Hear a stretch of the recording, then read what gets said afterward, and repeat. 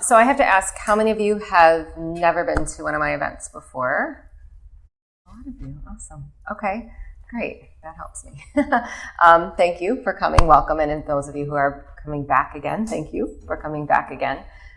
So we're here for channeling today. My name is Micheila, and we are here as a part of the organization Flower of Life. If you're not familiar with the Flower of Life Center, we are a national, international organization, volunteer organization that is here for the purpose of furthering human consciousness in all areas. And that expresses for us in a variety of different ways. We have committees working on all kinds of things here. We do local classes, and we offer these classes free of charge, although we do ask for donations, so we'll pass a basket later. And we use those donations to pay for this facility today, as well as any overage that takes place we put into our other programs.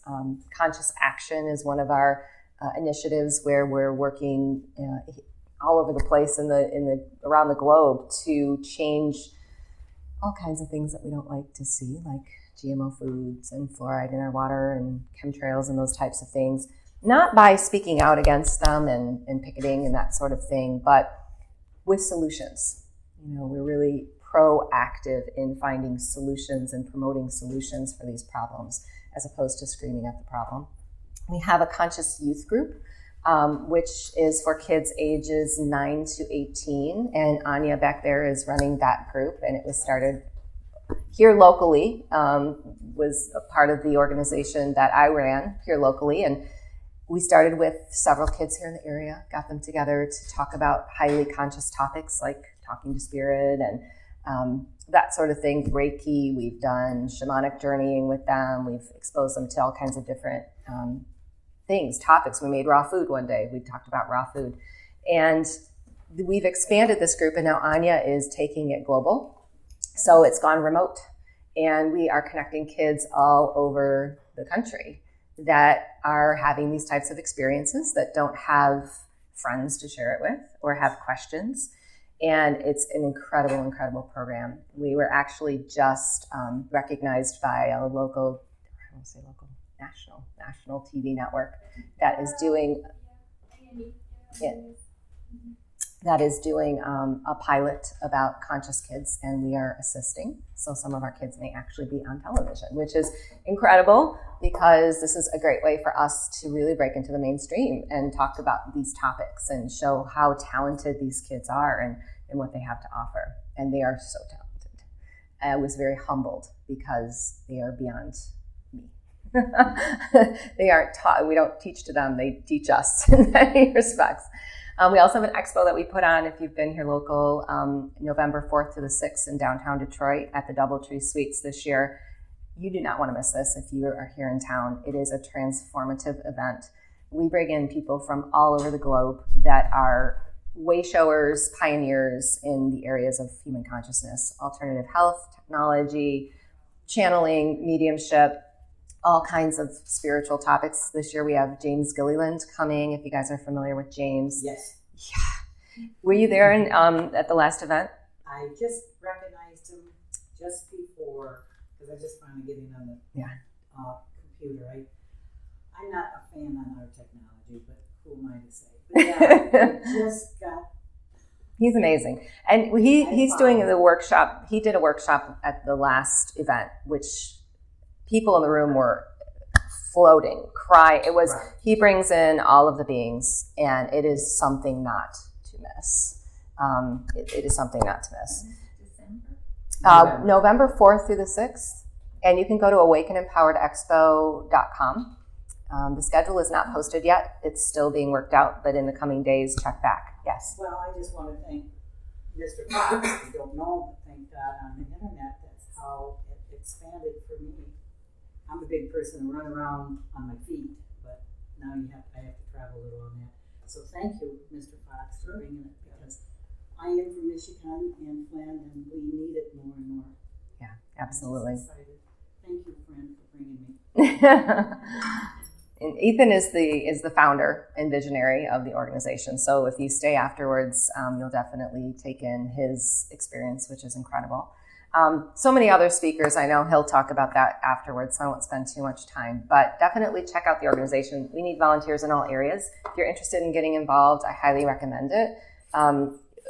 Everyone who gets involved in this organization has a way of finding their path in their soul's journey in this life and stepping on it in a really concrete way. That's what's happened to me. And I've been, really excited to watch that happen to so many of our team members. So if you're interested, check us out. Take a business card, email us, and we'll find a spot for you. It doesn't matter how much time you have or what your talents are. We have areas that we need help in all over the place. So you're here for channeling. And since so many of you are new, I like to tell a little bit about my background and my journey, because I think it's important, and I think I'm actually here on the planet to share some of my experience so that people understand how they can also be channels for spirit guidance, because I truly believe we are all channels for spirit. Not all meant to do it the way I do it. And as a matter of fact, I believe that nobody could do it the same way that I do it. I think we all have this very unique mechanism within our structure that we came built with that helps us to connect in this way. And when you find that, it becomes a really incredible experience with the universe. And that is what happened to me. So I am not at all an expert in this area. I'm not book smart on channeling. I didn't take a class in some London castle. I was a very mainstream mom in a very mainstream world and grew up in a very mainstream life. I got a degree in business and marketing and had a very successful marketing career. I ran the division of marketing for an environmental company in Indianapolis for 12 years, ran all of the 5 different various offices, and then had my first child and couldn't bear to leave her at daycare and decided to stay at home with her and do the stay-at-home mom thing.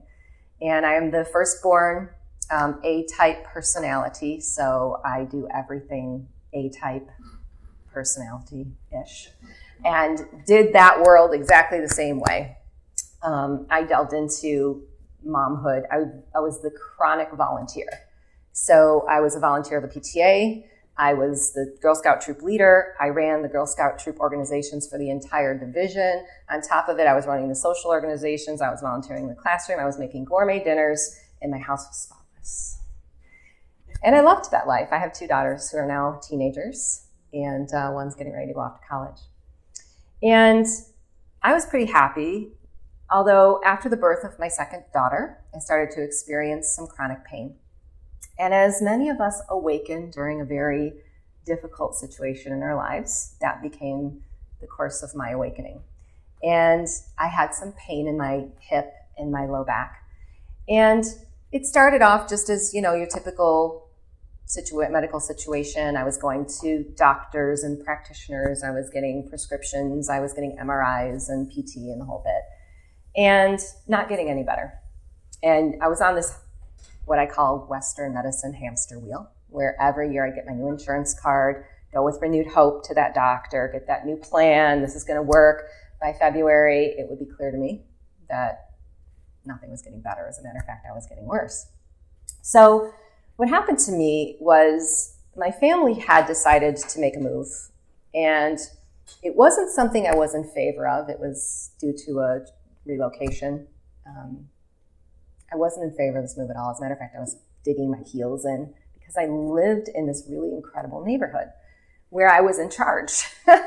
Everybody called me for everything. But in addition to that, I had this chronic pain issue, and everyone took care of me. My neighbors would call me and say, "What do you need from the grocery store? I'll go get it for you." Or, "What time do the kids get off the bus? I'll go get them for you. I know you're having a bad day." So I really didn't have to get better there. Well, the universe knows exactly where to pick you up and dump you off so that you can heal.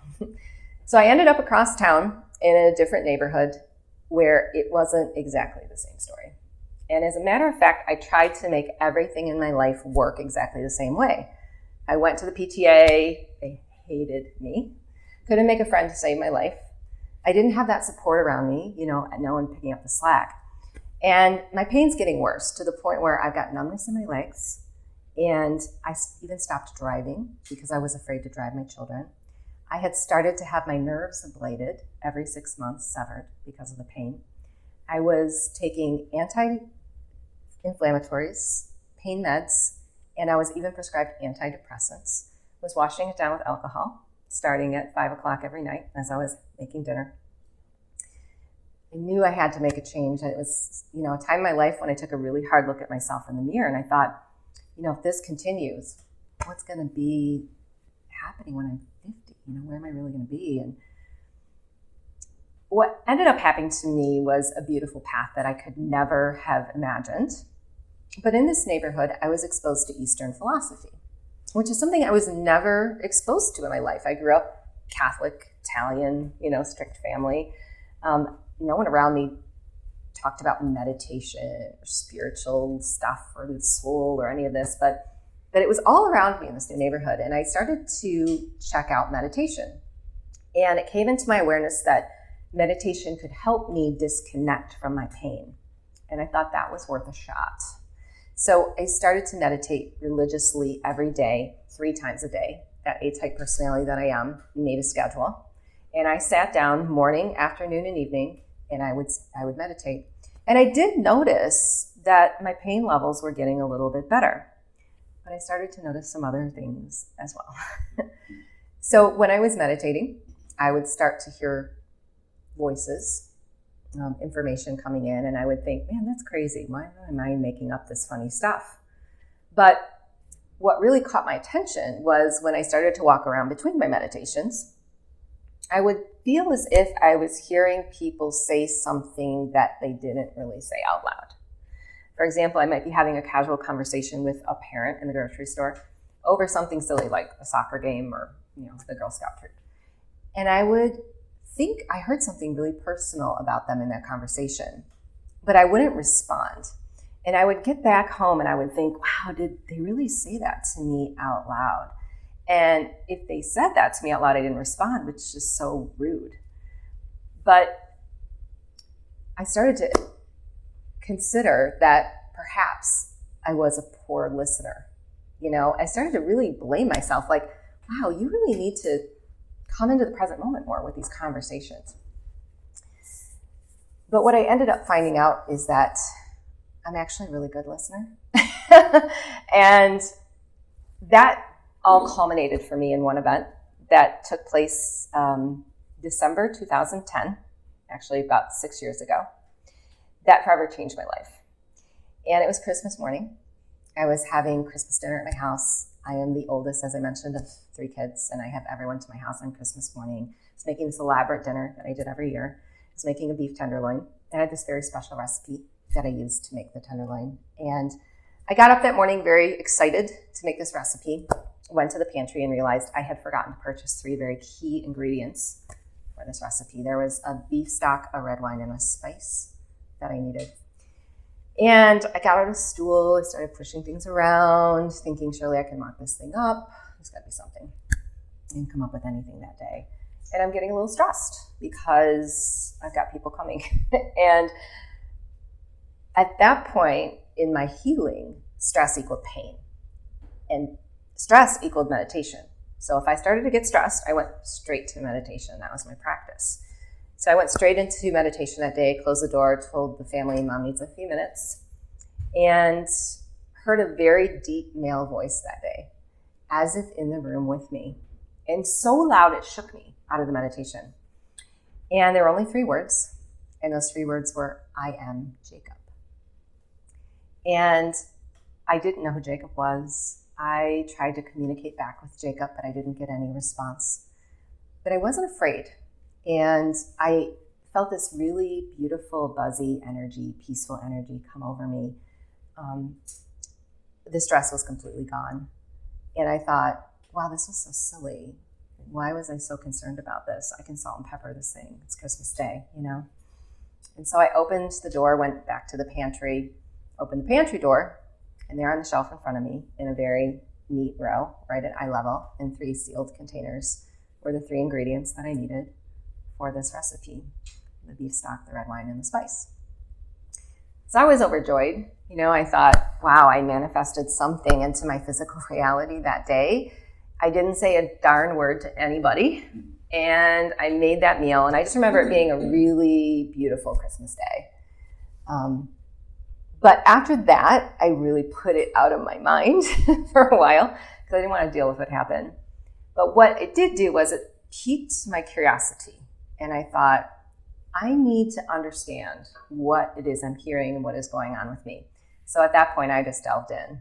I became very intentional in questioning in my meditations. Who is it that's talking to me? What is your name? What do you have to say to me? When I was experiencing people in the store, I would come back and I would write down in a journal the things I was hearing. When I would meditate, I kept a journal by my side and I was writing everything down that I was hearing. But what happened was I was going deeper into meditation. I was practicing it so much that those 3 words became 5, became 2 sentences, became 4 sentences. And then all of a sudden, I was getting so much information, I couldn't possibly write it down. So that's when I started to voice record myself on my iPhone, just for my own experiment. And it really blew my mind because I'd hear my voice change. If I was hearing from a male guide, my voice would get very deep. If I was hearing from a female angelic presence, my voice would get very high. I was talking about things that I didn't really think I agreed with or knew about. And at that point, I came to terms with the fact that I was clairaudient. I wasn't ready to say I was a channel, but I believed that I was clairaudient. And I would hear and then I would say, or I would hear and then I would write. But I believe that the meditations for me became so connective, that it just became so fluid, that when I started to speak into that voice recorder, it was just seamless. And that's what channeling is. Does anyone not know what channeling is? Right. So when you're channeling, you're bringing in a spirit entity, and that entity is using your voice, your concepts that are available to you, your consciousness, your energy. And I had no idea what that was. So I did this in my closet for quite a while, probably a full year. And then I had some really close friends I shared it with, and the messages were beyond me. I was channeling about things that were blowing my mind, like ascension. And I started to connect with extraterrestrials before I really even believed that extraterrestrials exist. And that was not something I wanted to talk about at the local bake sale or at the PTA meeting. But I happened to find my tribe, and I believe that when your vibration changes, you magnetically attract the people around you who are vibrating exactly the same. And I was fortunate enough to do that, and I had the support around me and the people around me that pushed me to say, you need to put this out into the world. And I ended up finding out who Jacob was because I asked. And Jacob was actually what I call a gatekeeper, who I believe we all have, a very special spirit guide who's here to help you through transitions, to help you find your path. And he told me that he was a past life connection of mine. He was a young boy in a past life, and he was lost. And I took him in, I fed him, I clothed him, I cared for him. So he comes back in this life indebted to me to do the same in the way that he helped me find my spiritual path and why I came here. And I truly believe we all come with an intention. I think that we have a collective assignment that we come with. I don't think that collective assignment or that intention is so specific.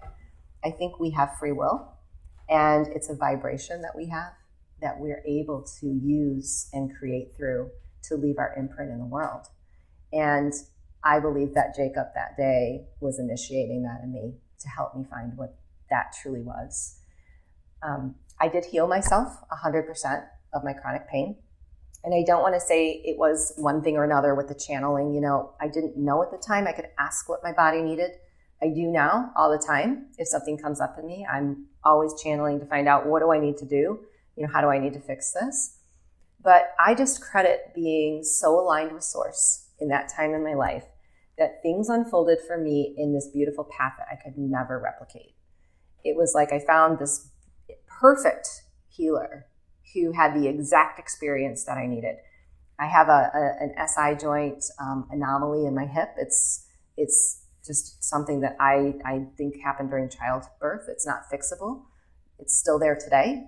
I have no pain. I function just fine. I drive. I do all kinds of things. And I found this healer who sent me to a book, who sent me to a chiropractor, who sent me to a nutritionist who just happened to be taking the last person for free when I didn't have the money. And I turn back on that time in my life and I see how incredible that truly was.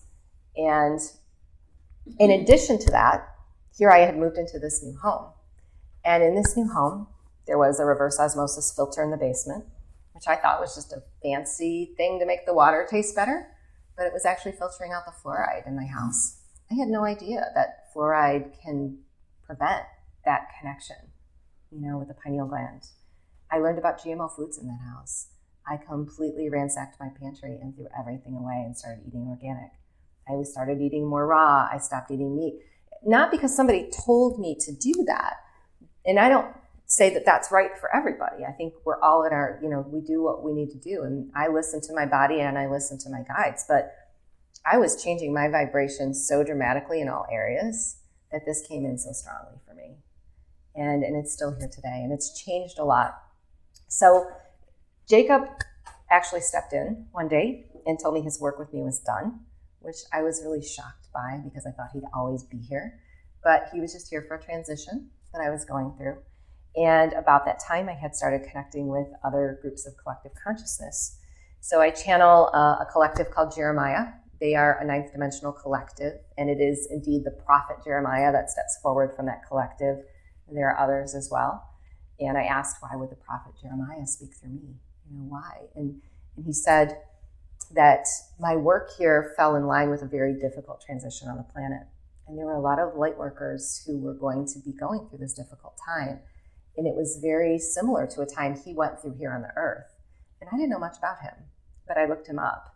And surprisingly, he did walk a very difficult life. As a young child, he was given a message from God. It almost feels in the story like a channeled message that he was meant to share. And it was a difficult journey for him to share that message and to step into that. And I didn't understand what that meant at the time, but now I see, so many of us are beginning to awaken to our purpose and the imprint we're here to make. And it's a difficult transition to go from that mainstream place, and into this world where we have to put ourselves out there and be so vulnerable. And people ask me all the time, how did you do that?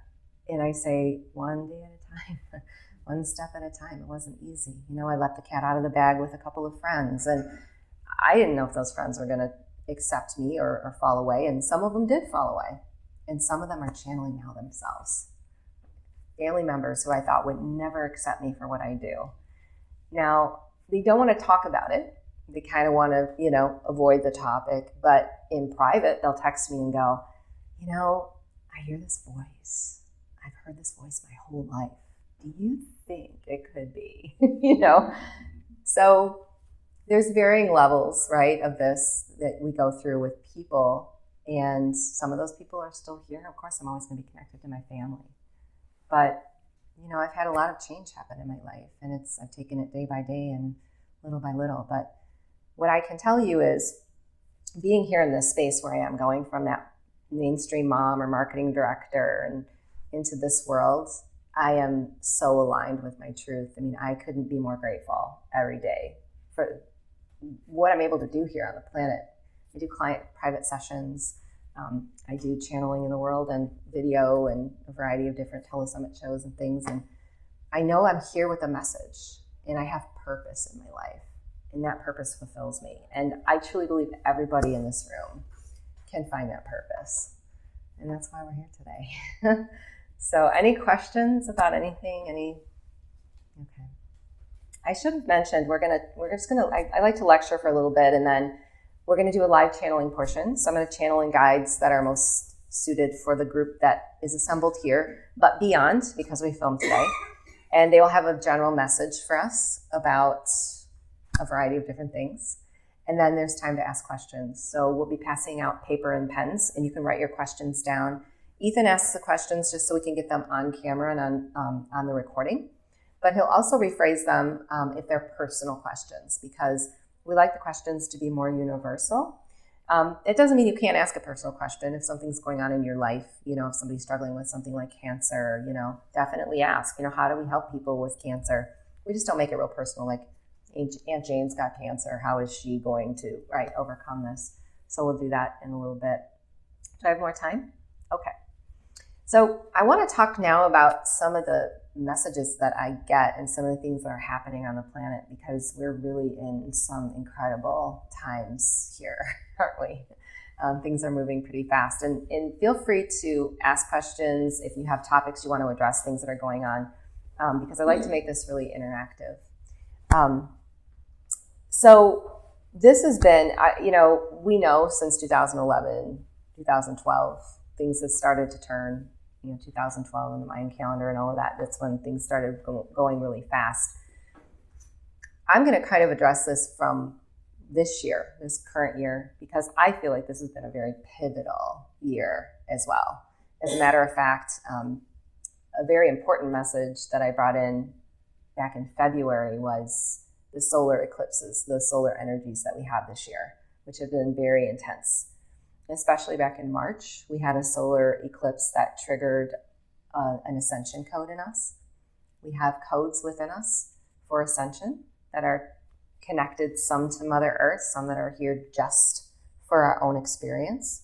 I believe we have a divine record, and that divine record has both a singular expression and a collective expression.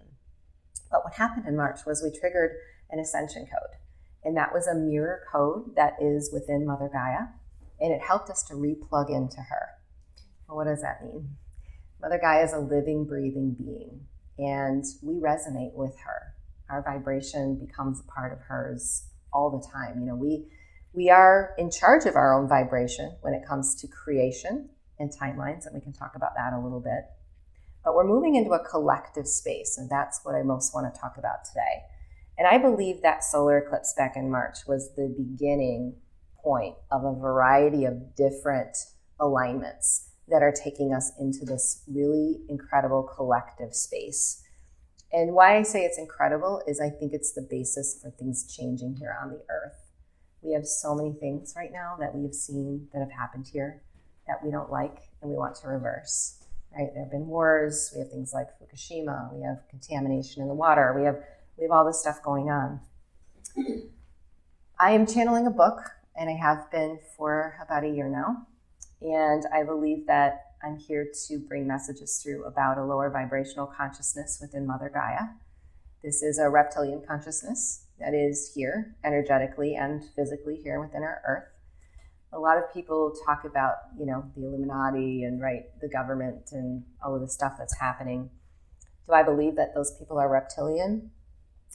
I don't so much believe they're reptilian as I believe that they are connected through their DNA with that vibration.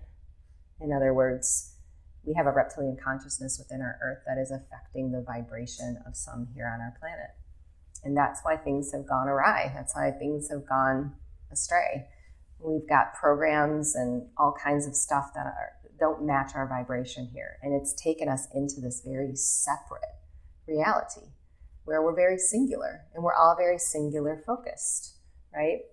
We've even manifested that way. We manifest the car for us, or we manifest the house. We want the relationship. And those things are important. Those things don't go away because those things hold merit. We're here to experience this beautiful, blissful, peaceful, wonderful life. But we're moving into a time and space where everything has to have purpose because we're meant to be one. We're meant to be a collective one. So when we plugged into Mother Gaia back in March, we became one again with her. What happened is that started accelerating our vibration, and we are all reorganizing our structure. Our structure is just our internal organization. It's energetic, okay? Don't get caught up in the lingo and the words. It's an energetic part of our being. We're made of crystalline light, and that crystalline light has been reorganized in a way that it hasn't functioned well for us here. But we're putting that crystalline light back together. So that became the basis of this back in March. And what's happened with a lot of people because of that is it's been a difficult time in our lives, right? There's been a lot of things that have dropped away. There's been a lot of clearing of things. Relationships have been huge, especially going back earlier this year, because those relationships in some way had a tie to the third dimension, which is a lower vibration, right? It had a tie to maybe programs or the material world. It doesn't mean that that relationship had to be severed or we had to get a divorce or we had to end the relationship. What it means is we had to start looking at it differently. And both parties in those relationships in that soul contract have free will, right?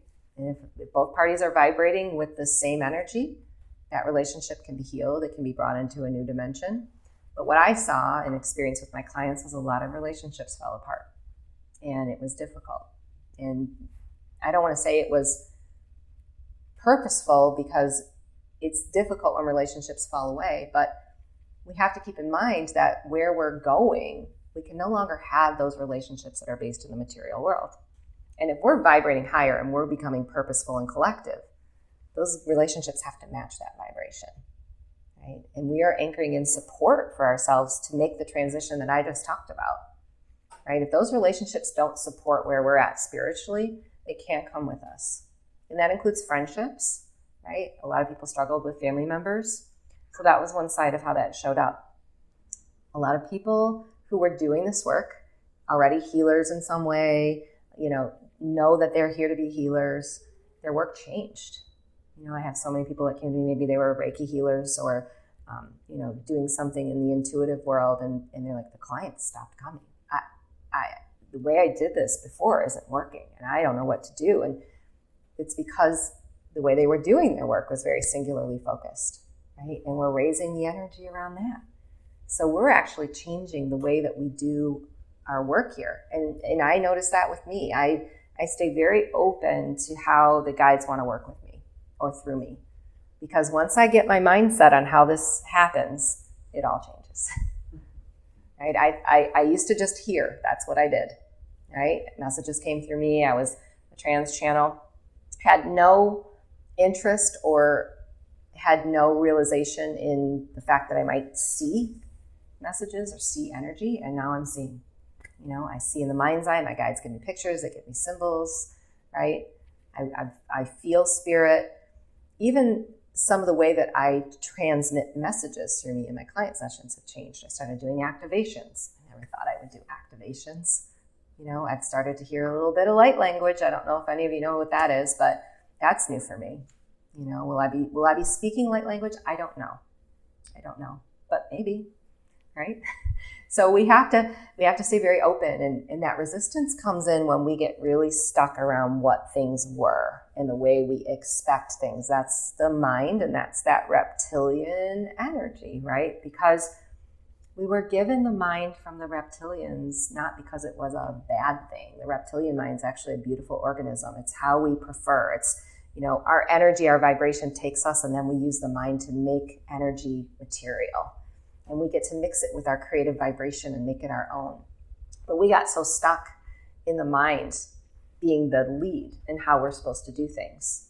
So when things start to drop away, that relationship gets messy. We get all caught up inside and we get stressed. And when we start thinking, future, past, oh my gosh, I'm going to be alone, or I'm never going to find anybody else, or, well, how are we going to make this shift and this change? And that's what the guides are telling me is keeping people stuck, right? And anchored in that third dimension.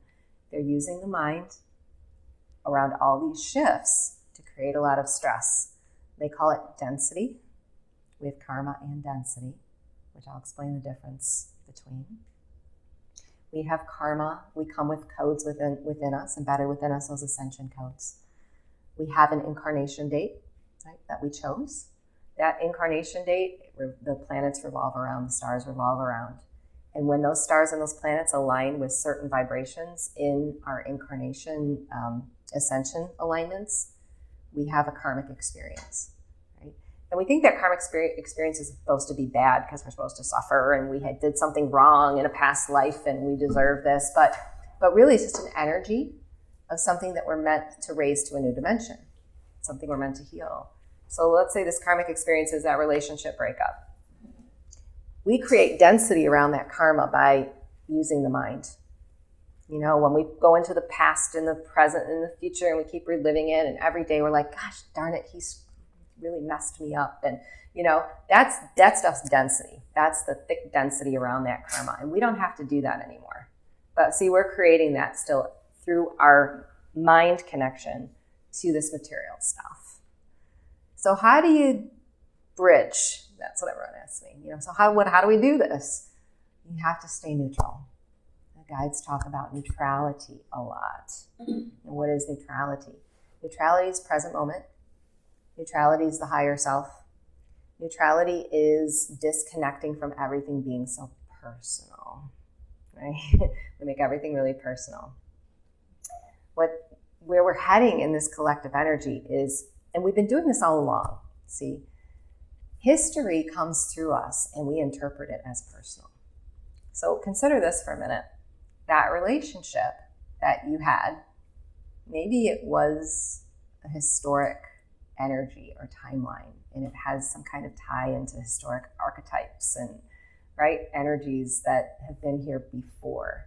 And you brought it through you and experienced it to heal it on some level for the collective. When you work at that level of responsibility in your relationships, it takes a different vibration, doesn't it? Like when you look at a relationship and you say, man, this is going wrong. He did it, he's wrong. That's density. But when you say, okay, this isn't working. We both have things that we've done wrong. Where can we find peace in this? That's neutrality. And that's making an imprint on the collective. We don't think about that everything that we do makes an imprint here. Our crystalline structure, the guides talk about our oceans, our trees, our nature, our earth.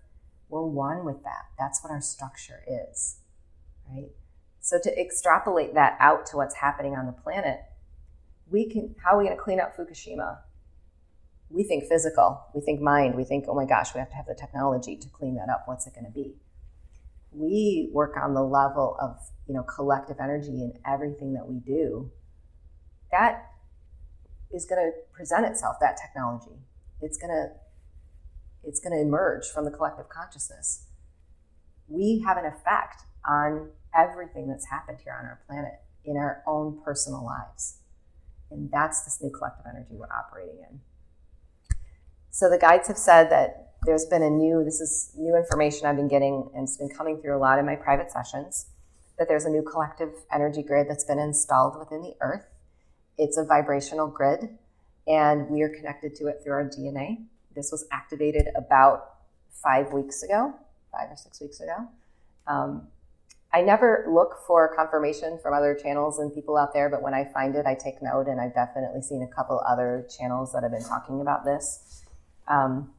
This is really raising the bar on how our karma is going to be released. We're really not working at that singular level anymore. We're now reconnecting as a one through the heart chakra, and we are purging this karma through the collective. And we see it, right? Look at all the stuff that's been going on in the world lately. And people say, well, we can't possibly be turning this stuff around because look at all the stuff that's happening on the news and, all these bad things that are happening, right? We have to consider that's the same kind of loop we get into. Oh my gosh, the world is so bad. Look at this. We can't possibly be going in the right direction. There's that karma. Density. We're creating density, right, around that karma now. And so this is how we stay exactly where we are and we stay stagnant.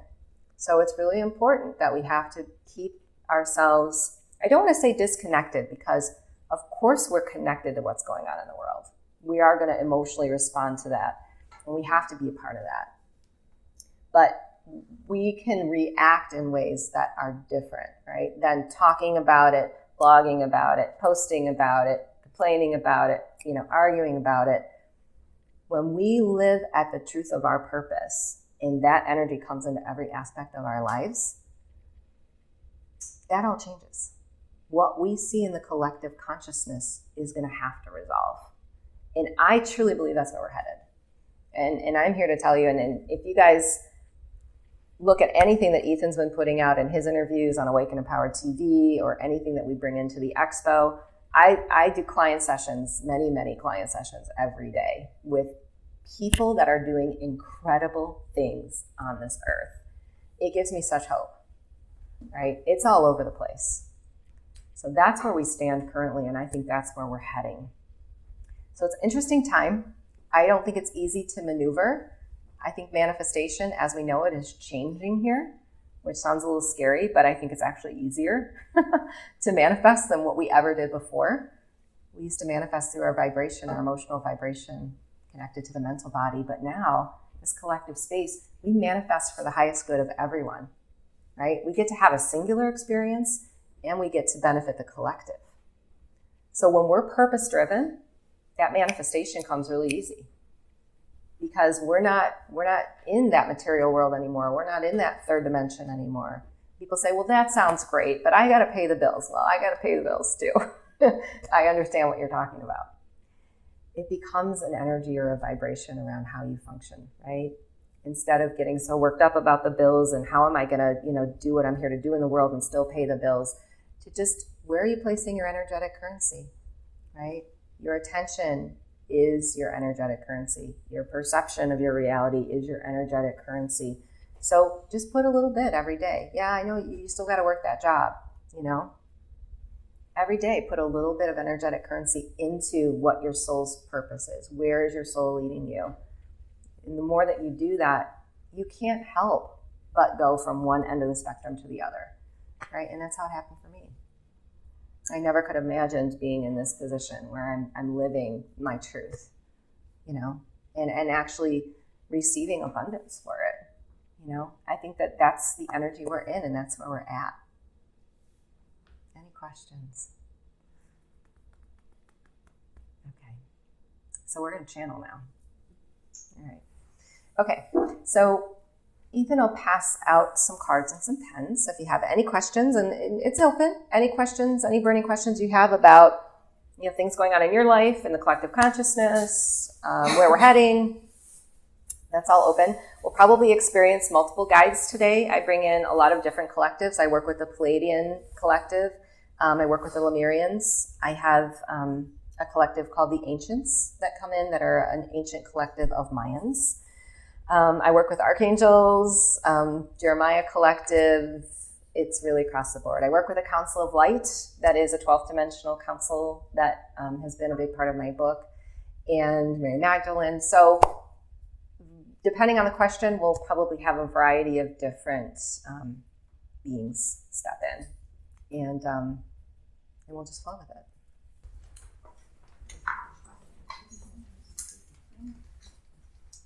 I twitch a little bit when I channel. It's just the difference in vibration between where we are in this room and where we're bringing the guides in. Know that when you hear channeled information, when you listen to channeled information, you actually have a part in it. You have to raise your vibration in order to connect with channeled material. So you're forever changed today. You have a vibrational effect from this material. And if you don't understand the words so much, it's not so important, because you are receiving that vibration that comes through.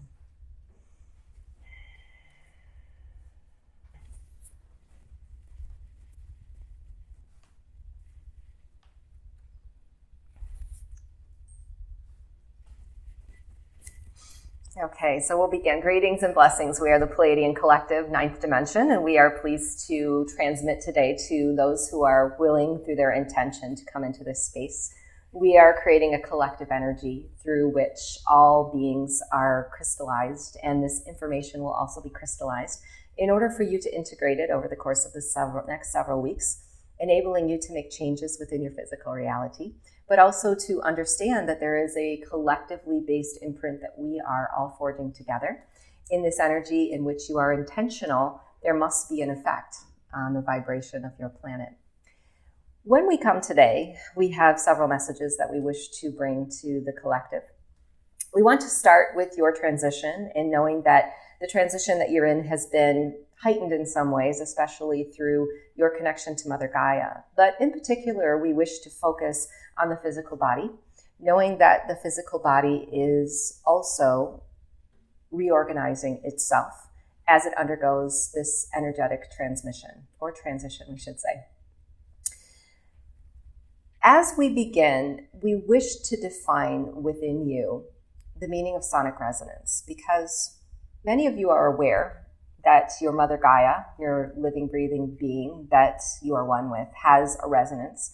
And that resonance is what some of you may interpret as a sound. We call it a vibration.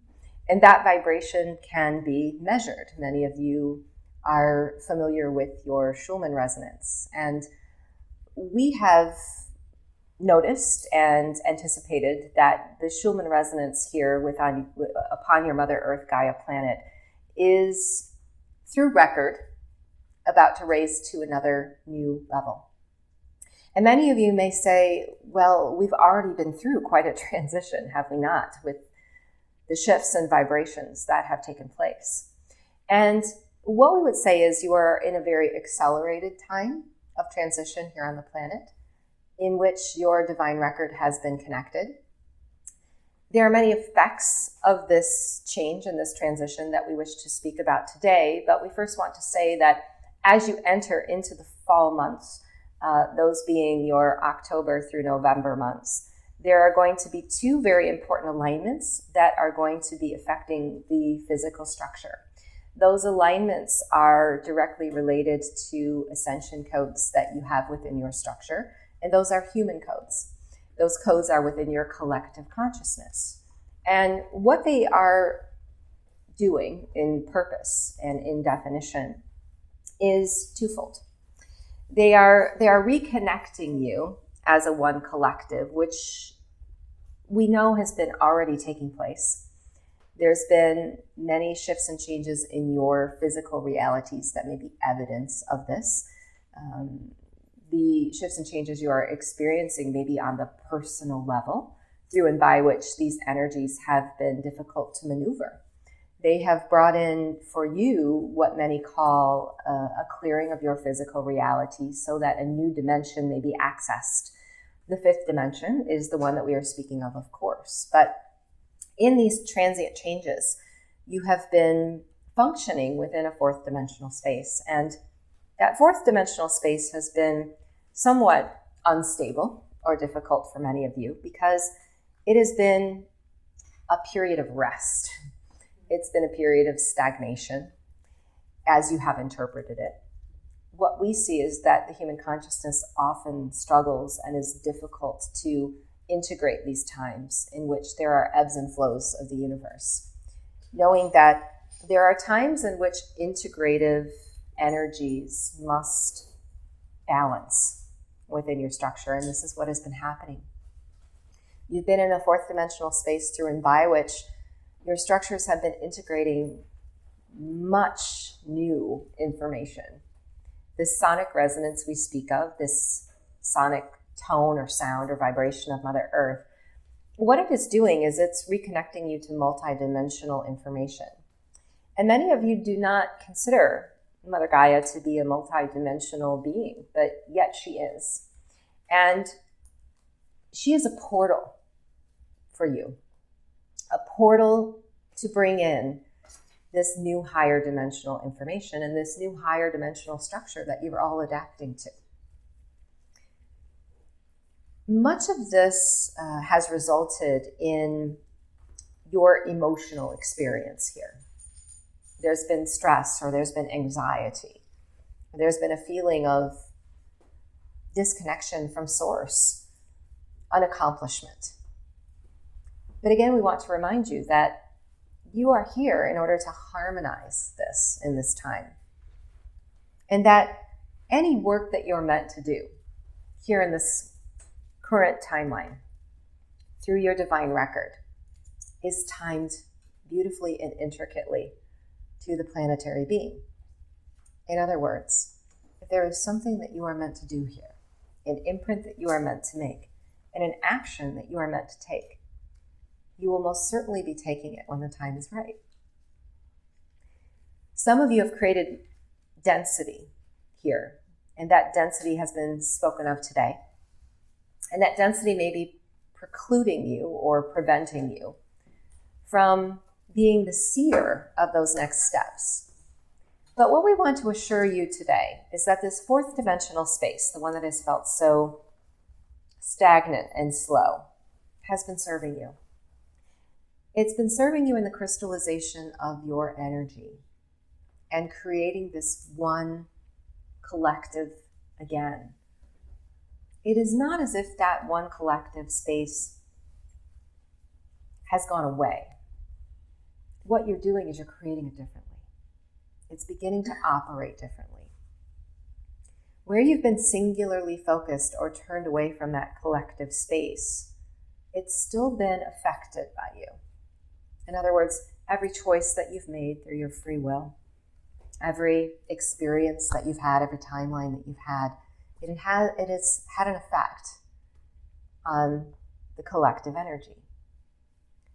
But you are now all turned inward to that collective, meaning you're vibrating in a way that it now becomes transparent. This new transparency is purposeful because there is a new law of karma that is operating here. And that new law of karma has been engaged not only through your intention to connect to it, which may be subconscious in some of you, but also through the support of many higher vibrational beings and other dimensions that have been a part of your record here as well. Historically, there have been many experiences here on your planet. Some of those have been difficult experiences. Some of those have been very high vibratory experiences. Can you imagine being non-physical here in this planetary timeline that you are within? You have, and many have been as well. This history we speak of, whether it be categorized as good or bad by you, is now bubbling to the surface. It's always been experienced by and through you, but you've been so focused in the singular, so focused in the third dimension, and have been seeing through the density that you've created, that you have not been able to better understand how your experience interconnects and is interwoven with the collective. And that is where we stand today. There is a new energetic portal that's been opened here within Mother Earth. It connects to your root chakra, and it enables you to raise the dimensionality around your experience. It enables you to bring in the connection of the higher self that is the seer of all expressions of you. And you may say, well, I do see my expression. I am here in this physical body, in this incarnate reality. And we say that's only a part, because you have chosen to express energy in many different locations in the universe simultaneously. And your higher self is able to use those experiences to assist you here in this timeline. Imagine the availability of that information. That is what is calling you in this moment, to this reconnection of source, to this reconnection of collective energy, to your imprint here on this planet and beyond. So back to the physical being. And we mentioned that the physical structure was changing due to the energetic changes within. What we want to first mention is that the way that you communicate here is beginning to change. And as you work into the October and November months, the speed or the rate of speed of communication is about to change. The way in which you telecommunicate, the way in which your light body is activated, the way in which you connect with higher dimensional beings, teachers, helpers, masters around you, is becoming more available. This first shows up in the physical body. And for those of you coming to this communication today, we consider you light beings. We consider you in many ways already on an ascension timeline and already activated to receive these energies and do this type of work. So for many of you, that means the way in which you perceive communication is going to become expanded. the opportunity now exists for you to use the tools of the structure, the vibrational structure that you have, to interconnect, are at your disposal. And many of you may ask, well, how is it that I do this? I have such a desire to interconnect with the universe and to receive these messages. And what we would say is we want you to keep the information about density in mind, because density is a very tricky energy to work with here on your planet, we realize, especially in the physical. Because many of you have been taught to look outside of the self and look to others as an example. I must be taught the way. I must be shown the way. There must be a teacher who can tell me what is right about me and how I function and how I use this structure that I have. And when you do this, you set up what we call programs or expectations that create an imprint within you. And that expectation becomes quite real. And perhaps that expectation is I must hear from these guides in literal translation of words. But perhaps that is not the way your structure vibrates in this life. Perhaps you are attuned with your energy body in a different way. Perhaps you are attuned as a seer. Perhaps you are attuned as one who is transparent with energy and information, a receiver of knowing, a receiver of telling. But you don't hear it come, so you create density. And that is the resistance. That is the difficulty you place in your life around this beautiful opportunity. So our first recommendation for you is to realize as you enter the months of October and November, there is going to be a raise in the Schumann resonance of Mother Gaia and her frequency. And that frequency is activating your light body. It is activating a code within the human structure that allows the light body to travel at a higher vibratory rate of speed. Becoming intentional in this, yet being open to how it is going to express for you, becomes the way in which you can best use it within your structure.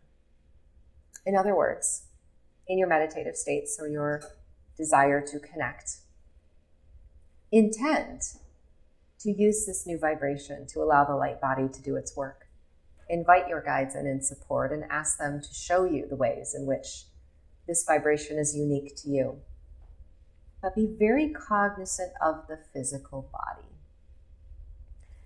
The reason we say this is that your crystalline energy is intricately connected to the workings and the firings of your physical structure. So when you vibrate faster, the physical body must also change.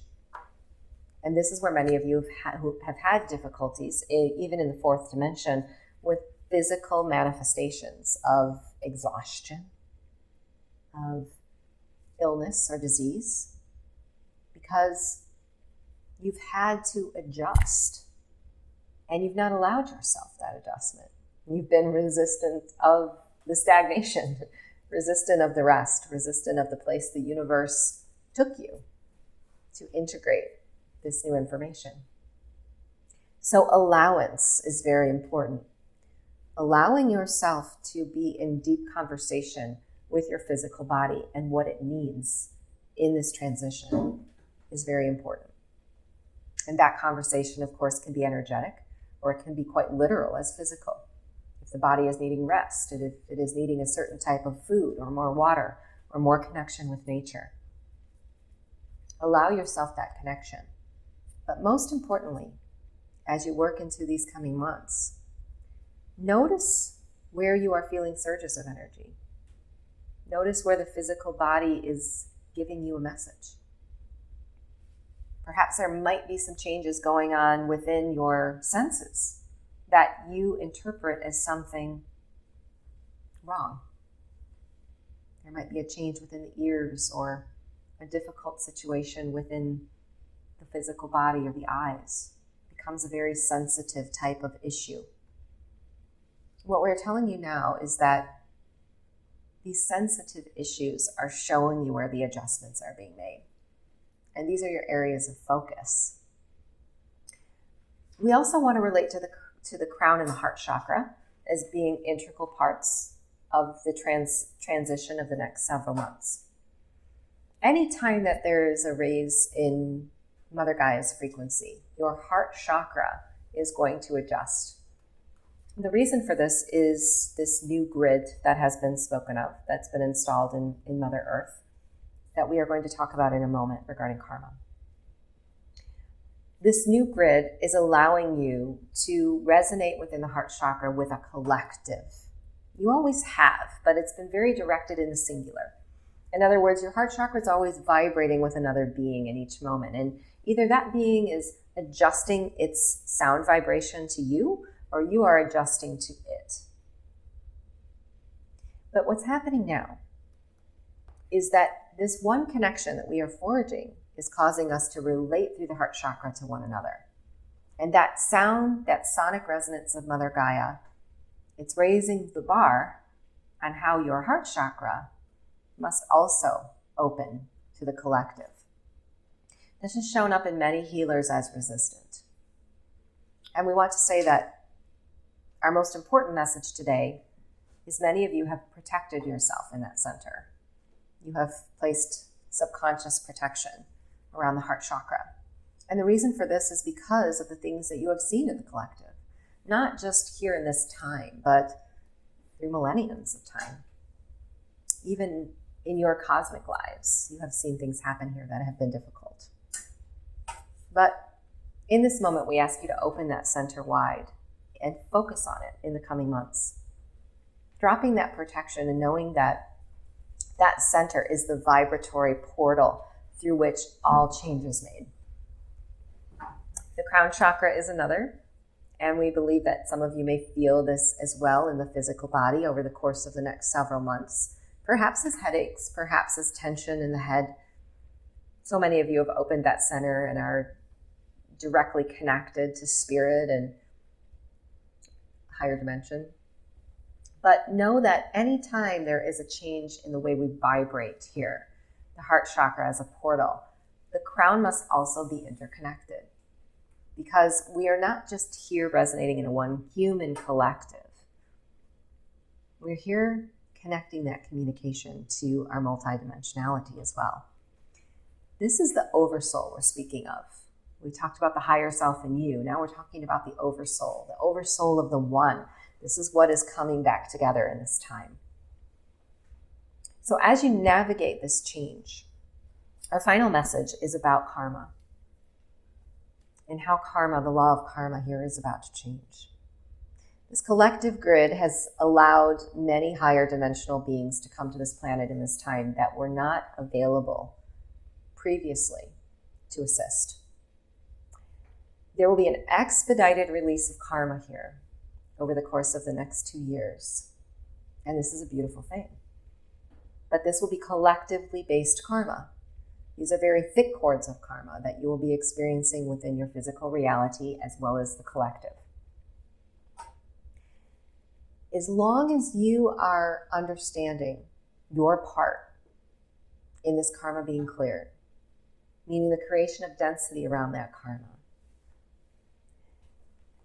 that beautiful connection of the heart chakra and the crown, this communication that we're all forging together, brings in that fifth dimension, allowing us to raise the frequency of collective history, which is the karma that is being served, in order to release it in a more expedited fashion.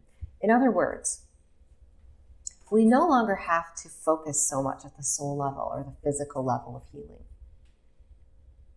Some of this will manifest as physical resistance in the physical body, especially those that are still connected to the material world. And we anticipate over the course of the next 1.5 to 2 years, many struggling with diseases, pain in the physical body.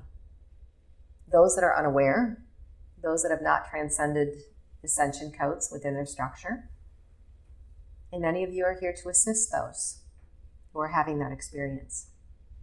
But the collective karma is now being purged in a way here on the planet that is different. And it is showing up more in the collective energy. So what we ask you to do is stay very focused within the collective space of your own imprint. Knowing that the way that you assist these higher dimensional beings, because you must, these higher dimensional beings cannot come in and release karma without your intention and your part. The way in which you do this is to stay firm in your own imprint.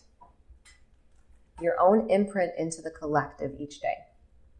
Whether that be the decisions that you're making in your own home, whether that be the interactions you have with others, or the way that you choose to express the manifestation of your own unique self in this universe. That becomes the assistance. That becomes the way that you are the healer. And we have been very pleased to bring this message forward. And we are pleased to answer questions. Mary Magdalene, please.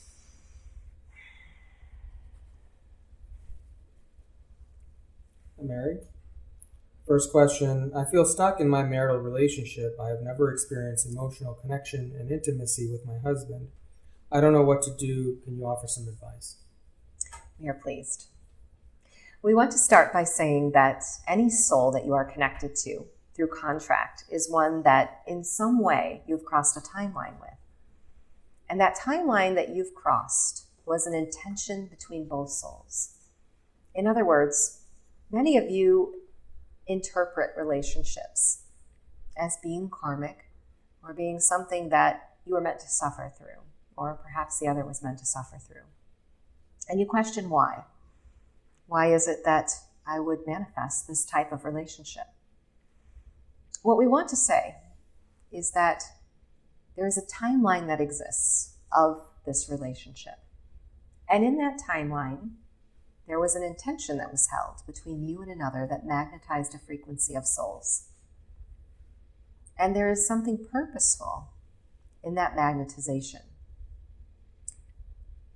Anything that you experience here, any timeline that you choose to vibrate with, regardless of your knowing of it.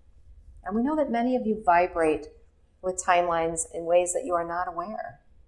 And many of these relationships may have emerged in this way. You were unconscious or unaware of the way you were creating, the way you were vibrating with timelines. And you manifested one that perhaps was lower vibrational. That doesn't mean it is not purposeful and a part of your record in some way. You see, we are vibrational beings. You are vibrational beings. And every timeline that you choose through your free will to experience manifests itself somewhere in your vibration. Meaning everything that you experience here is in some way a part of your collective assignment. Whether that be healing the collective, or whether that be the way that you choose to interact with the collective through your own healing. The best way to serve these relationships, you see, from our vantage point, is we make it quite simple, because there can be a myriad of problems that you have in these relationships, whether they be physical problems, emotional problems, mental problems. The list goes on. But if you are in this type of relationship and there is a manifestation of a timeline in which you know there must be a change, it is calling you in some way to your truth, as it is calling the other in some way to their own. So if you are to operate in every relationship that you have from your highest truth, through a vibration of love, that timeline will always be integrated and resolved in the way in which it was intended.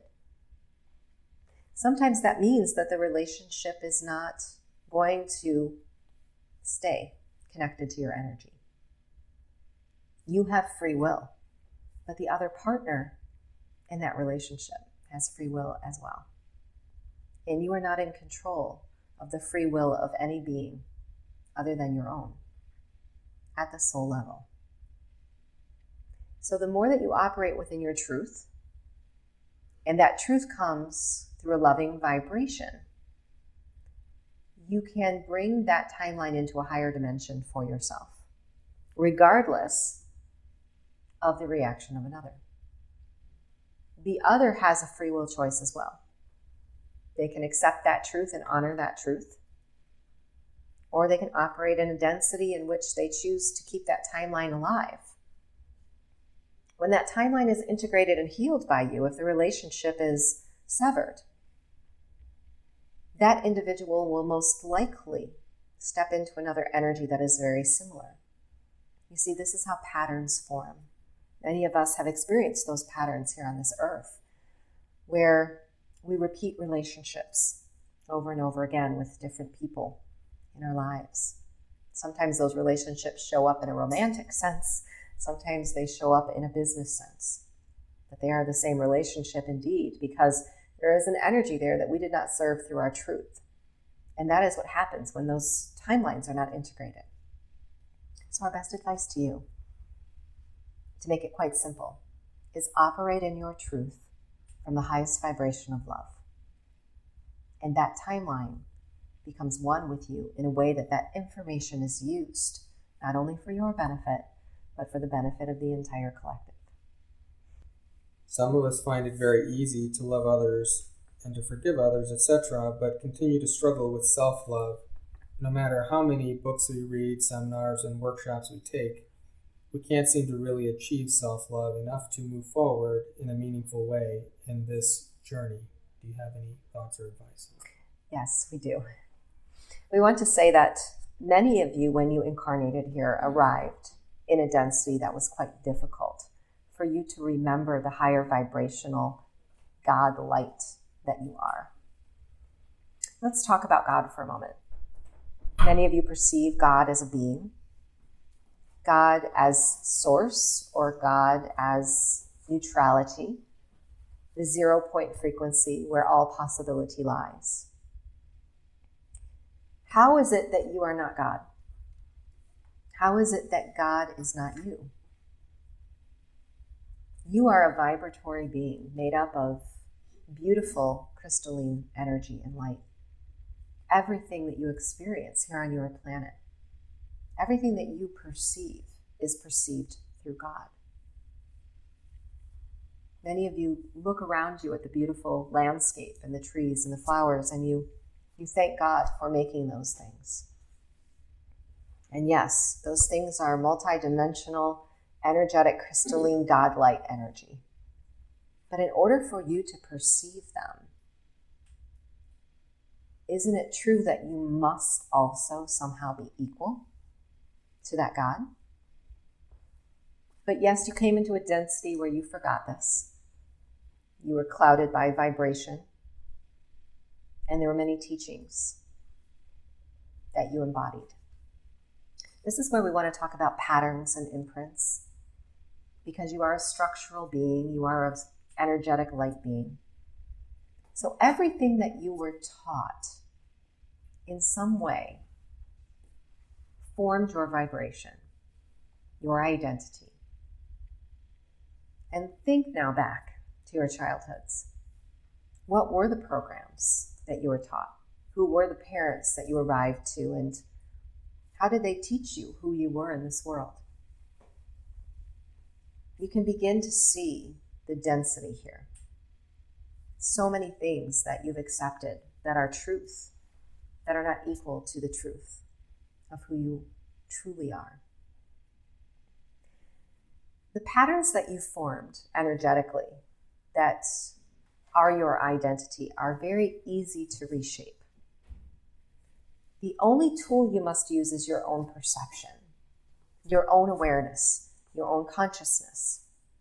In other words, if you are looking at yourself in the mirror and there is a thought, and that thought comes in and tells you that you are not worthy,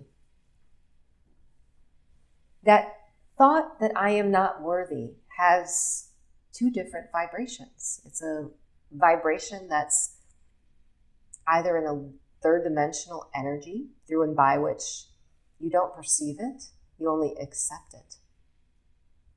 Or through a higher dimension in which you begin to see the thought process, not as who you are, but as who you are not. When you begin to practice the energetic connection and realization of catching your thoughts in the moment, you can repattern those structures within you. Because your thoughts are intricately connected to your emotions, and your emotional body makes up your vibration. So imagine this. Every thought that you have ever had that has created an emotion within you makes up your emotional body. And that emotional body has one vibration that is magnetizing your experience, that is matching timelines in each moment and is forever changing. Many of you may see this as something that has been very difficult for you to manage. All of those times that you looked at yourself in the mirror and placed energy into that emotional body, that formed a pattern or an imprint. So to make this quite simple, again, we would say being very aware and cognizant of checking in both not only with your thoughts, but first with your emotions. Because if you are looking in that mirror and you are saying you are not worthy, there must be an emotional reaction to that statement. And that emotional reaction becomes your cue or your clue to repattern your thoughts. This can be a mantra that can be spoken by you, perhaps, to break the pattern of that disengaging thought. Or you can choose to take the mind elsewhere into something completely unrelated. And in that moment, there has to be an interruption in that energetic pattern. The more that you do this, the more you repattern your energy, and the more that self-love becomes something that is automatic. It's always been within you. The more that you equate your journey here to equaling joy, your unique experience of joy. There is no being on this planet that could experience God the same way. That God in nature that you think you see as blue and green and yellow, it is not the same in the experience of another. Imagine that for a moment.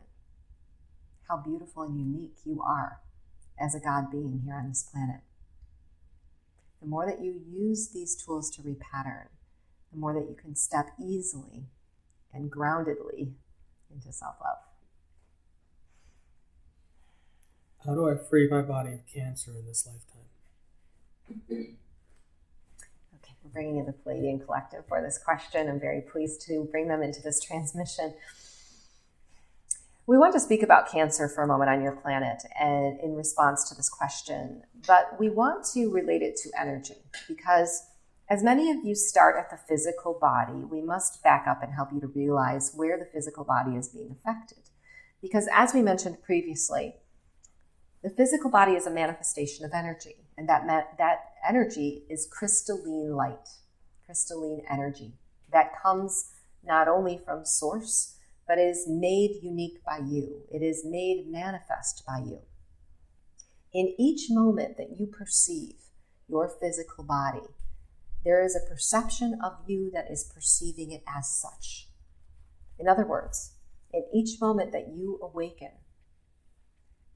you manifest the same physical body that you had before you went to sleep because you remember it as such and you vibrate with it as such. So you are creators here. We want to make that quite clear. But there is a consciousness, a lower vibrational consciousness that has been creating through your energy. And that lower vibrational consciousness has been spoken of today as reptilian. There have been many aspects of your reality that have been created through this reptilian consciousness. And it has started very small. It has started very small within the singular energy, but it has vibrated into something very large that many are affected by. And we consider the vibration of cancer a collective energy. We consider that collective energy equal to a vibration of fear. And we put everything on a vibrational scale, you see. There is a fear vibration or a lower dense vibration that is not serving the collective consciousness, that form vibrational patterns within your collective energy and manifest in singular form. There are vibrations of love on your planet that are causing sacred geometric patterns to harmonize in complete and total health.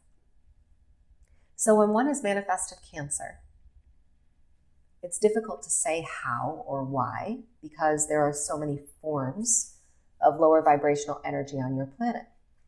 Some that are vibrating in a dense physical energy may contribute their disease to a vibration of food. There are foods on your planet that are equal to the vibration of fear. That is lower dense energies that you have brought into your physical body. Those that are vibrating higher, perhaps, where physical means are not affecting them, may have connected to this collective consciousness through their intention in some way, through their energy, through their emotional energy. An emotional energy or vibration of fear or stress or frustration or defeat is equal to the disease of Cancer. So if you want to attack this from an energetic standpoint, which is what we always recommend, you have to look at your individual vibration and your connection to this collective consciousness. If the collective consciousness of Cancer is equal to fear, where are you in a state of fear? Or where are you bringing that vibrational fear into your emotional body, spiritual body, or physical body? This requires an all-over sweep of your entire experience, equaling it all to love in every area. In other words, what foods would you choose that are equal to the vibration of love? What interactions here on the planet with other beings would you choose that equal love? How would you choose to live your life in relationship to love?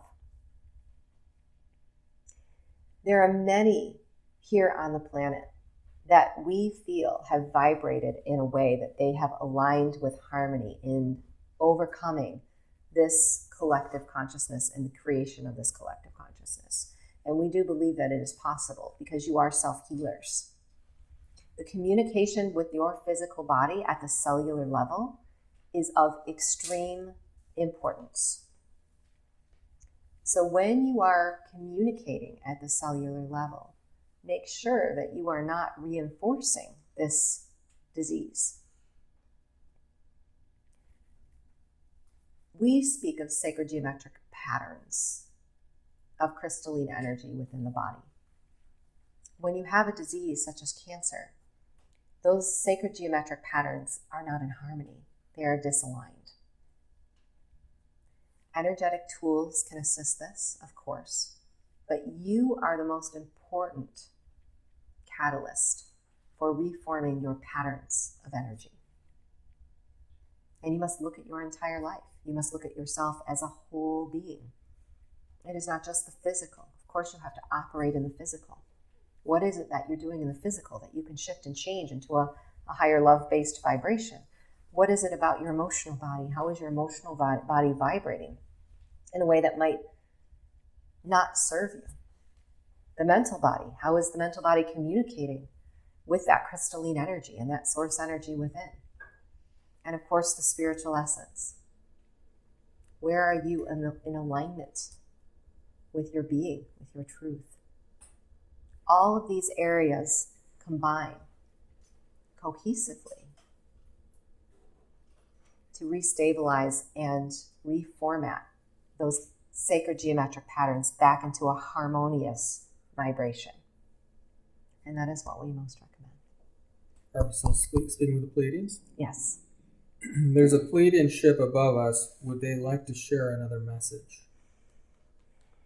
Well, this is the Pleiadian ship above us. This is the light ship. Do you have a message you'd like to share with us? Well, we are sharing many messages today, but we will share another. This light shift that you speak of, it is a vibration of love. And that is the most important knowledge that we wish to share about this energy. Because many of you, as you walk into a time of disclosure here on this planet, are enabling other human beings to also follow suit. And these beings that you are speaking with in the moment, they have always been here. They have always been a part of your reality. But many of you are recognizing them now because of not only what's happened here in your divine record and what's happened here on this planetary being in terms of resonance, but because you've been very intentional in that connection. We are intentional as a one. And when we focus in our intention as a one, we come into a vibrational source of love. And that vibrational source of love allows us to enter your space. It allows us to enter your space as a one light source. And that is what you see. This is where you are headed in the fifth dimension. You see, this is the message we have brought forward. The way that we are functioning and operating in this moment as this light shift that you refer to, this one vibration of love. This is what you are forging in the moment. That vibrational collective of Cancer that we spoke of a moment ago. That is a one collective vibrating in a very similar vibrational resonance as well, one of fear. So you can see what is possible when you connect in a one light. Yes. I've had visitations from entities. What was the purpose that I was not able to remember them? Many of you are having visitation in the light body, but we will make this very general because it goes beyond just the one that asked this question. The reason you have not been able to retain or make sense of that information isn't because you did something wrong, but there are several reasons we want to address. First and foremost, the density in which you have arrived has made it difficult for you to pull the structure together in a way that it vibrates, many of you, in alignment with this information. It's been difficult to integrate the information. You have received it. You have traveled in the light body to receive it, but it's been difficult for you to ground and bring here into the structure in a way that you could use it within your physical reality. The most prominent reason that we see for this is that you've been focused very much in the singular energies. And those singular dense energies have taken your structure in a fragmented type of reality. And when you are operating in a fragmented reality, which many of you do today, and we'll give you an example, you know of your spiritual essence. You know you are here to do something perhaps very important here in the collective consciousness. And you still have a third dimensional position, a third dimensional job that you go to each day in a family that doesn't relate to the truth of who you are. And you're functioning in two separate dimensions in a very fragmented way. You haven't integrated all of your being and aligned in a new timeline by which those things now come together and are interwoven. It is the same here that we speak of in this example. You've been very fragmented in the structure, and that fragmentation hasn't allowed you to integrate that higher dimensional information and ground it in a way that you've been able to use it. But what we see coming and what we see happening is that changing here on the planet, because your structures are now aligning in a way where that fragmentation is coming back together in a cohesive space. And that cohesive space allows you to operate in a way that you can bring yourself above the density that you've been perceiving through. But you have a part in this, and this is what we most want to explain to you. Because there are things here that are happening energetically. There is a new grid installed, and there are many beings that are in support. But as beings with free will, we are not able to, we should say we are not willing. We are able, but we are not willing because we are honoring of your free will in a way that would not allow us to make that full integration for you. So you must be intentional in the way you choose to bring these fragmented parts of your reality back together. It's not just non-physical, it's not just structural. it's manifested through and by your physical experience as well. So the more that you integrate all parts of you together as one, the more that light body travel and that communication will be retained by you. What can you tell me about the origins of the Rh blood type? Well, yes, I'm going to bring in the Arcturians for this, sorry. Okay, so we are the 9th dimensional Arcturians, and we are pleased to step in and answer to this question. There are many blood types that are categorized on your planet into different categories, and what we see as the Rh blood type that you speak of, it's having a specific magnetism. In other words, there is a magnetic of this Rh blood type that allows higher dimensional beings to access information, but also allows the being with that blood type to access specific information. The magnetism is important because it allows travel to take place in particular. There's a force field of energy that your planet holds. It's the aura of Mother Earth Gaia, and it holds its own magnetism. Many of you would consider this gravity. You speak of gravity and how gravity grounds you here. We look at gravity quite differently. But what we would say is that force field, we would call it, is not prohibited by those with this blood type for interdimensional travel and interdimensional communication. And there are some that are accessing information, higher dimensional information, beings, we would say, through the human conduits, we'll call them, that hold this type of bloodline. Could we speak of the ancients, please?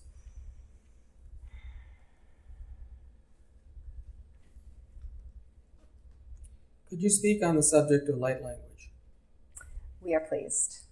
Although we would say that light language is not really a specific topic that we would address, knowing that we hold our own language here. But light language in particular is a coded frequency of crystalline energy. There are many who are multidimensional gods, teachers, masters, who need to speak in coded frequencies with the human consciousness. Those coded frequencies hold higher dimensional speeds.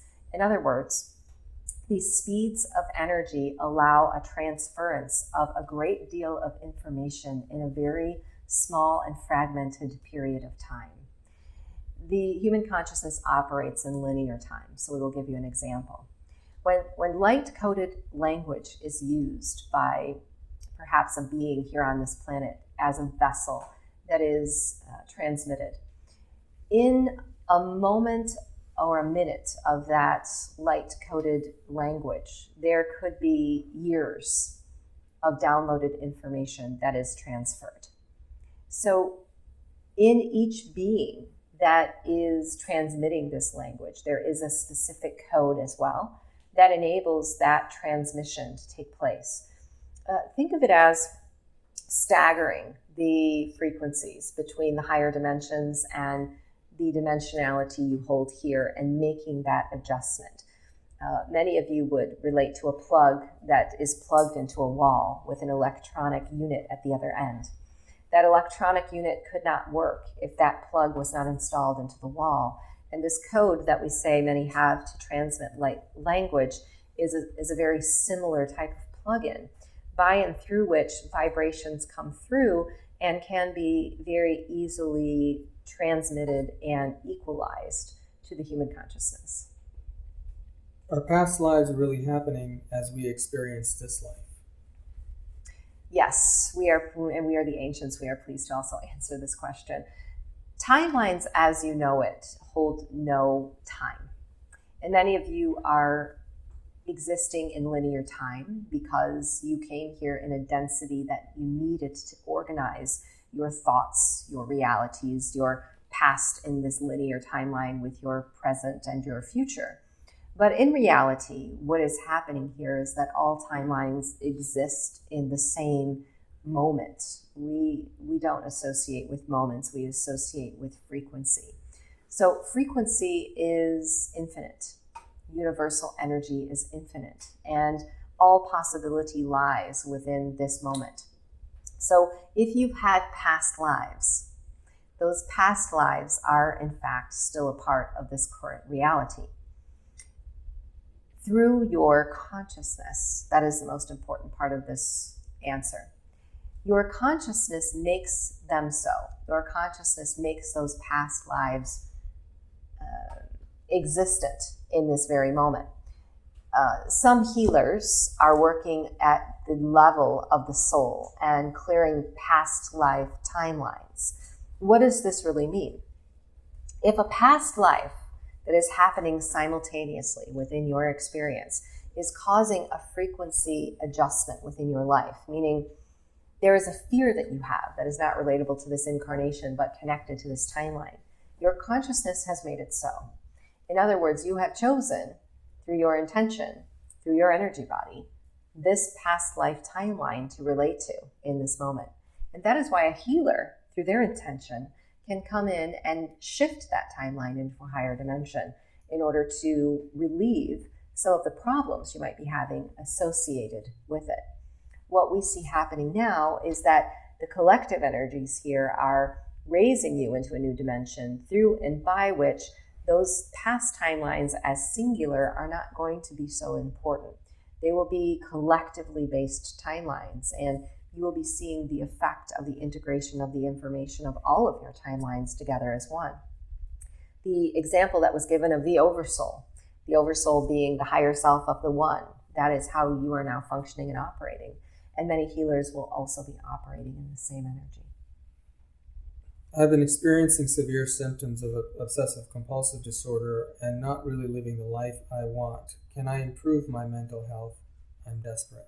Yes, I get Jeremiah stepping into this transmission. Very pleased to invite the Jeremiah Collective in. And we want to talk about this disorder for a moment because it is involving dimensionality. And that is the most important message that we have. There are some here on the planet that have illuminated strands of DNA that are not vibrating in a very harmonious way. In other words, they are able to change dimension very quickly. And in the changing of dimension, there becomes expanded amounts of what we would call disharmony in the emotional body. The mental body is also very connected to this type of disability or disease, as you might call it. And we've spoken much today about the mental body and the reptilian mental body connection. What's happened here on the planet is the mental body has been taught to project into the future and to project into the past and not stay connected with the energy body, which is always flowing with source energy in the moment. So as the mental body does this, and the energy body is functioning in a variety of different dimensions, there can be manifestations in the physical body. And those manifestations go beyond just this disease. We would say there are many manifestations in the physical body of this type of anomaly. What you can do most importantly is we want to relate back to patterns and how the energy body, the physical body, operates on sacred geometric and harmonic patterns. When you bring new patterns in to replace the old ones, this is how changes take place. So an obsessive-compulsive disorder is a disharmonious pattern that you have running, that you've created in your energy. In order to interrupt that pattern, you must fashion new ones, and you must stay present in the moment with catching where you are defaulting to the pattern, both in the mental and the emotional body. It involves a level of dimensionality that causes you to raise your frequency. So we're going to go back to the original message, especially the one that we brought in about cancer today. In each area of your life, to assist you in harmonious balance of your dimensionality, make sure that you are checking in with what dimension you're bringing in. Are you connecting with nature each day? Are you bringing nature in as an equivalent to the dimension that you wish to hold? Are you emotionally connected to the spiritual essence of your truth? And how can you practice more being connected to your spirituality? But in addition to that, raising the dimension around your day-to-day existence involves the conscious connection of the mind and the emotional body. Where can you bring in new patterns? And these can be very fun and interesting patterns. They can be something new that you do each day to create a new imprint within you that replaces the old one. If you're realizing that everything is energy, that energetic reformulating of patterns in your life can bring you into a dimension by and through which the old patterns can no longer exist. Because this pattern that you're running, it's a physical manifestation of a lower dense energy. It's a lower dimensional expression of a pattern you have running. So if you can replace that pattern with a higher vibrational pattern, a practice, perhaps something like yoga, perhaps something like breath work, perhaps something that brings you to joy, painting, art, expression, and you do that every day, you've created a new pattern, and that new pattern is higher dimensional. And it must operate in your energy body to raise the frequency around what is there and reorganize the patterns within the body. For the past few years, I've heard about all the changes in a lot of areas, for example, the fourth dimension, solar eclipses, etc. Yet major timeline changes have been happening all throughout my life for the past 15 to 20 years, and there never seems to be any alignment with the aforementioned transitions and alignments, etc. Why may that be? What we hear is that you are vibrating ahead of the collective timeline. What you are saying is there are shifts and changes going on within your physical reality that seem to be staggered ahead or above or different than what the collective consciousness is going through. And we would agree that there are many here with higher dimensional DNA who are meant to be functioning in transitions prior to the collective in order to assist them. There are many who are on an accelerated pace of ascension in order to create their imprints here, in order to assist the divine record here. But in addition to that, what we want you to realize is that when you are connected through higher dimensional DNA, which we say that you are, your light body is activated in a way in which your transitions often connect in a multi-dimensional energy. There are some who are very grounded here on the earth, and the earth transitions affect them in a very extrapolated way, a very expanded way, we would say. But there are others who hold a higher dimensional DNA that are experiencing the same transition from a multi-dimensional perspective. And that means more information. See, when you are vibrating in a dimension that is higher, as we call it, or if you have a higher strand DNA, all that means is that you have access to more information. And any transition that the human consciousness is making is an informational transition. It's an informational integration. So your life might be changing differently. You might be experiencing the transition differently, but it was because you're operating or functioning in more information, in different information, in perhaps multidimensional information, or in some way you're here to experience the transition differently so that you can speak to it through your energy body in a way that assists. Can we speak with the consciousness of the hybrid children, please?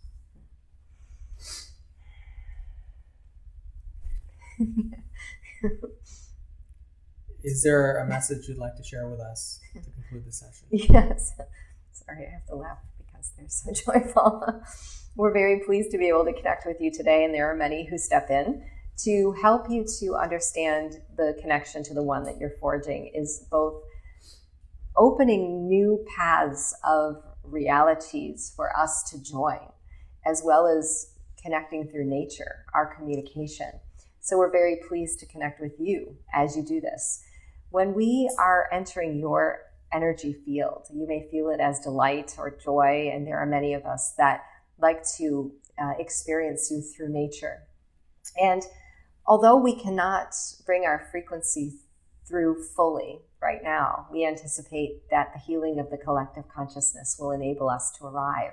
And we see many of those teachings that have been preventing us from coming forward, being rearranged, and we are in much delight of that. So we are grateful. We are grateful and very thankful today that you have invited us in. Thank you. Oh, that was a fun one to end with. Thank you. Any questions that you have today that I can answer? No. Well, thank you all for being here. So remember today, all of this information that came through is energetic. It's vibrational. So you received some type of a vibrational healing today by intentionally connecting to this information. So let it sit. And if anything happens over the course of the next couple of weeks that you'd like to share, I'd love to hear. Feel free to connect with me on Facebook. I have a website, MicheilaSheldan.com. I do private sessions. I have a variety of channeled coursework that you can also connect with. That's quite amazing. And I've had a lot of great feedback from it. So, yeah. I wanted to give you a rundown. I love when you do that. Because I love when Barb is here. The ancients were just the most beautiful gold, and there was 8 of them here, and they were like over on this side. Of course, we had the orbs, they're hanging out, and the Artemis was a blue-green. Arcturian? The Arcturians. I saw that blue-green. I saw that blue-green, yeah, vividly. And Mary, of course, she's that beautiful white, And the Pleiadians, I already got the gold. And then there was in the back there was this pink sparkly, part of the Pleiadians, which was sending a lot of love. And your hybrid children were purple and brown. Okay. Yeah, because the purple being the joy and the brown being the muddiness, not being able to come through all the way. So okay. I think that's all I wrote down. I wanted to make sure I had told her to give me the paper so I could write it. I love when you do that. Thank you for doing that for me. I love hearing that because I can't see it like that. Although I do see the color. There was Jeremiah. Did I write Jeremiah down? Yeah, somewhere. With my memory. Jeremiah was pink with sparkles. Okay. Cool. You know what? I never did. I never used to see, but I see. It's funny. I did see a lot when I first started doing this, and I was not comfortable with this role at all. I was not comfortable being a channel. I didn't want anything to do with it. I didn't want to see it. And it took me a long time. But I started to see early on, and I kind of shut it down. I told my guys, I don't want to see. But now I was like, darn it, I want to see. But I do see now more, not like Barb does. Although when the Arcturians came in, I did see that green, purple, I saw that. When I channel for clients, a lot of times I will see beings, and a lot of times when the Pleiadians come in, I see the Pleiadians more than anyone else. As a matter of fact, I've had a lot of light body travel experience with Pleiadians, and I see them. They'll come right into my face, and I'll see them. Very beautiful, really beautiful. The hybrid children I see running. I just see all these people, like little like orbs, just running like towards me. And I feel this joy. I've seen Mary Magdalene. I do see her sometimes. But not all the time. Not all the time. I see, it's funny, I see a lot, when I do my client sessions, the guides give me pictures. And, I'll give you an example. I was seeing the sun, and I was like, the sun, I don't understand. And the woman I was working with, there was something really important about her son. She was like, oh, my son, we made that connection. Or I'll see things about the physical body or blocks or things. The guides show me a lot in session. That I bring through, that I connect with the channeled messages. So I see more in private session than I do actual beings. In my own meditations, I see them. Yeah. And I did see Jacob. I actually asked to see him. I'm like, I want to see what you look like. I did. So I do know what he looks like. I did see him. Yeah. Very human. Yeah, looking. He's earthly. Yeah. So, yeah. Is it always such a therapeutic and helpful session with these beings? Or like what kind of relate? Is it always symbiotic or is it? Are you talking about my sessions, my private sessions, or just the channel? In general, is it always, yeah, oh, absolutely. You talk about healing, I'm not sure I'm following your question. Are they always so polite and kind and joyful? Or? They have always been with me. Now, when I first started, I know people can have negative experiences, of course, with beings, and I really feel like your vibration matches what comes in. So I didn't know what I was doing when I first started channeling at all. And I had a lot of different experiences. And I found I just, was kind of walking through it, doing my own thing and trying things out. And I did connect with some souls that had passed that I just knew I didn't want to talk to. And I have brought souls in that have moved things in my house and been, aggressive. But it's usually because they need help. That's what I find. I've not connected with any lower vibrational beings. I have, and I do believe that your intention is huge. You have to be really intentional, and you just have to, if you're an intention for the highest good of everybody, right? But if I have felt something that isn't right, I just say no. And I've always been in control of that, and I truly believe we're all in control of that when you operate at that level. And a lot of people rely on things outside of the self, like crystals and candles and that sort of thing. And I think that's great, but you really have to own it inside. But my vibration is just attracted. Otherwise you're buying into fear. Yeah.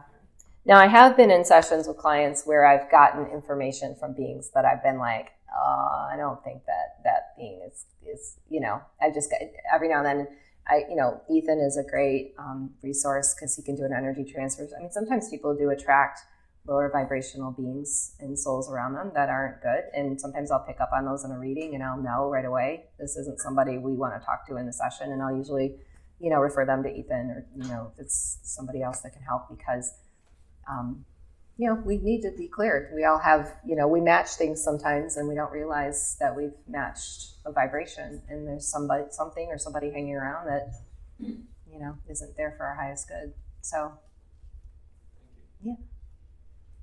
All right. Well, thank you all for coming.